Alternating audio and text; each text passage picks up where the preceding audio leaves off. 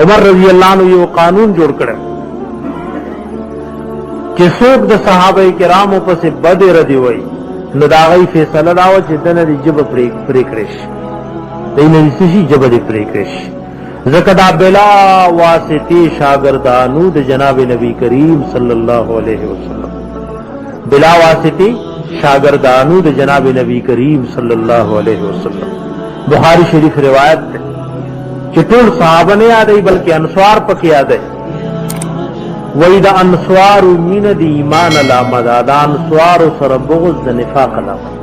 انصار هغه صحابه چې مدینه منوره کې جناب نبی کریم صلی الله علیه و آله وسلم ته زیور کړ مدینه منوره کې زیور کړ خپل مالونه تقسیم کړي او دا مسله چې د مهاجرینو مرتبه د انصارو نه اوچته نبی رسول الله ویلو ولولا الهجره لكنت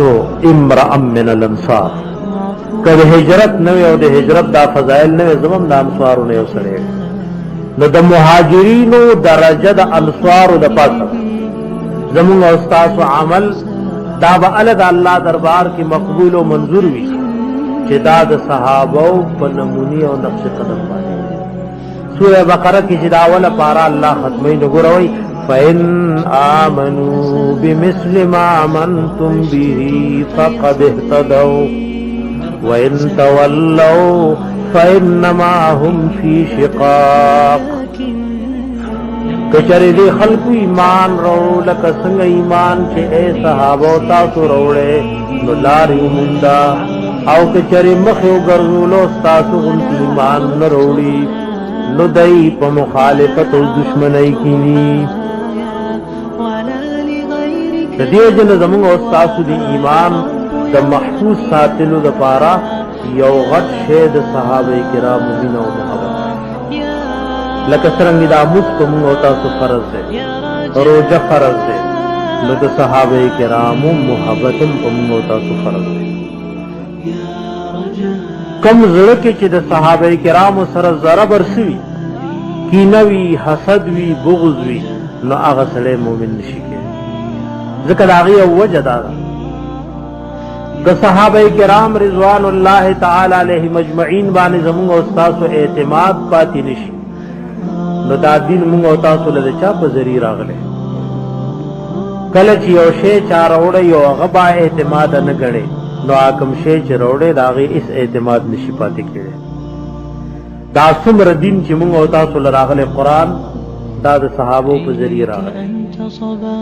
دا موز دا روجا دا زکات دا حیا دا پردا دا هر څه د صحابه کرام رضوان الله تعالی علیهم اجمعین په ذری راغله دیو جنا دا احادیث کتابونه دي ګڼ د احادیث کتابونه دي د بعض حدیثو د کتاب په ابتدا کې د صحابه کرام مناقب او فضائل دي لکه ابن ماجه د حدیث کتاب د په صحیح ستو کې نو داغه شروع د صحابه او د فضائل او د مناقب نه بعض کتابونه چې ختميږي نو په آخر کې مناقب دي د بعض کتابونو په دې منځ کې د صحابه او فضائل او مناقب دي علماء لیکلي هر کتاب باول یا په آخر او په منځ کې د صحابه او فضائل دا غي مناقب دي او جندي دا ما تعالی وای دا کوم اسلام دې تکي کوم ایمان دې تکي دا ګوره دې اشخاص په ذریعہ راغلي نو که په دې اشخاص باندې ستای اعتماد نه او د دې عظمت او د دې وقار او عزت تا په ذهن کې نه نو کوم شی چې دې وروړي دا غي عزت نشي پاتې دې وجه نه باز خلق هغه د صحابه کرام رضوان الله تعالی علیهم اجمعین په لګیا دي بدر دی وای نو دا غي ایمان نشي کېږي په دغه صحابه کرامو کې وګوره بیا دوه قسم خلق دي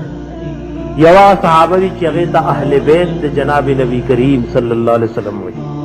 یو هغه صحابه چې اهل بیت ندي خو صحابه دي علماء لیکلي چې کوم صحابین دي او د رسول الله سره نسب او رشتم ده نو دا غو دغنه حق دی په موږ تاسو باندې